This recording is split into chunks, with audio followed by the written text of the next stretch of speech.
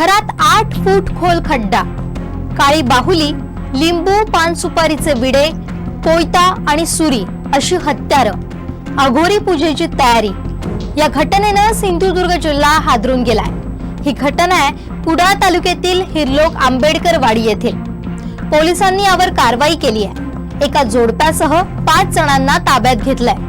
तपासात जे उघड झालं ते ऐकून तुम्हाला धक्का बसेल। हे अघोरी पूजेचं प्रकरण आहे तरी काय, पाहूया।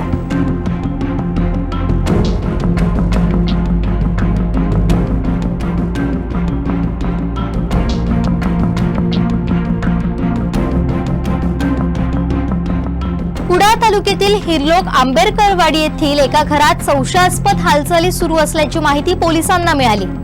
कोणीतरी जादूटोणा करणारी अघोरी कृती करत आहे असा संशय बाळगून आला।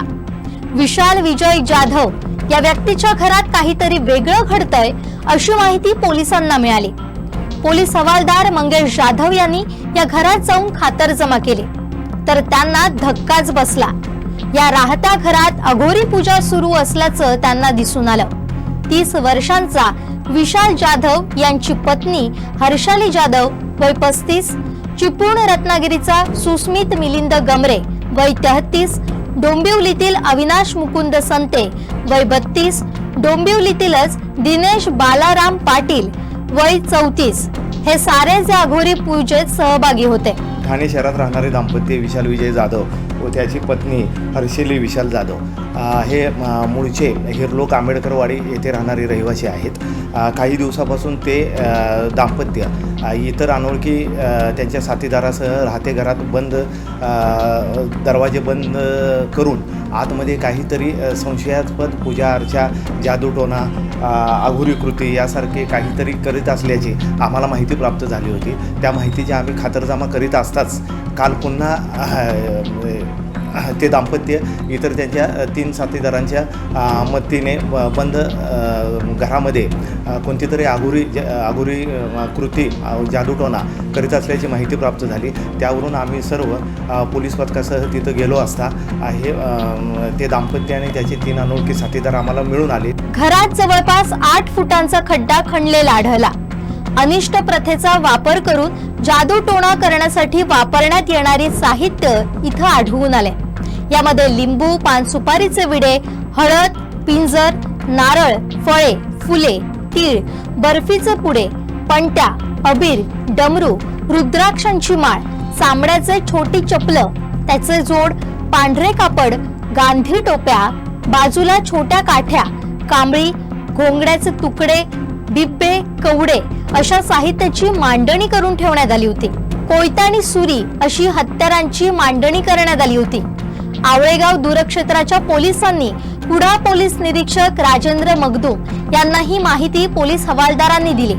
तेव्हा पोलीस निरीक्षक राजेंद्र मगदूम, पोलीस उपनिरीक्षक प्रमोद वाघाटे, पोलीस हवालदार कृष्णा केसरकर, प्रीतम कदम, अनिल पाटील, महिला पोलीस ज्योती रायशिरोडकर यांनी घटनास्थळी जाऊन वस्तुस्थितीची पाहणी करून खात्री केली।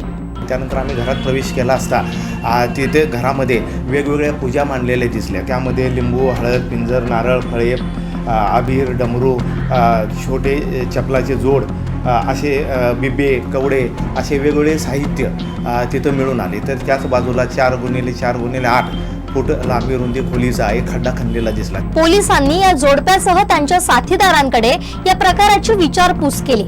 तेव्हा जे कारण या जोडप्यानं सांगितलं ते ऐकून पोलीस सुद्धा हैराण झाले। विशाल जाधव यांच्या घरात गृहदोष आणि पत्नीला मूलबाळ होत नाही, त्यामुळे ही पीडा दूर करण्यासाठी पूजा करतोय अशी माहिती त्यांनी दिली। परंतु ते समाधानकारक माहिती देत नसल्यानं या 5ही जणांना ताब्यात घेण्यात आलंय। येण्या जाण्यासाठी वापरण्यात आलेली कारही त्यांनी ताब्यात घेतली आहे। त्या खड्ड्याचे स्वरूप आणि त्या खड्ड्याची त्यांनी घरातच टाकलेली माती यावरून जरा आम्हाला शंका आली। त्याबाबत त्यांना विचारणा केली असता की त्यांची पीडा टळावी, तसेच त्या दाम्पत्यांना मुलाची प्राप्ती व्हावी यासाठी ही पूजा मांडल्याची त्यांनी कबूल केली। त्यानंतर त्यांना तेथील एकंदरीत संशयास्पद वातावरण, खणलेला खड्डा यावरून कोणती तरी आघोरी कृती किंवा जादूटोणा करण्याचे कृत्य केल्याचे निदर्शनास आल्याने त्या सर्व 5 लोकांना आपण ताब्यात घेतलेलं आहे. खरं तर 2 महिन्यांपासून हा प्रकार सुरू होता. सध्या तरी नरबळीचा प्रकार दिसत नसला तरी देखील या प्रकरणाची अधिक चौकशी सुरू असल्याची माहिती पोलिसांनी दिली आहे. हे साधारण 2-1 महिन्यापासून ते येऊन जाऊन थोडे दिवस थांबवून तिथं खड्डा खणण्याचं काम किंवा इतर पूजा वगैरे करण्याचं त्यांचं चालू होतं. आता आपण विचारलेल्या नरबळीबाबत सांगायचं झालं तर एकंदरीत काल तशी परिस्थिती आम्हाला आढळली नाही, पण तसा काही प्रकार होता का याबाबत त्यांच्याकडे तपास सुरू आहे. मूल होत नाही त्यामुळे हे दाम्पत्य अंधश्रद्धेपोटी असे अघोरी पूजा करण्यासाठी तयार झालेत.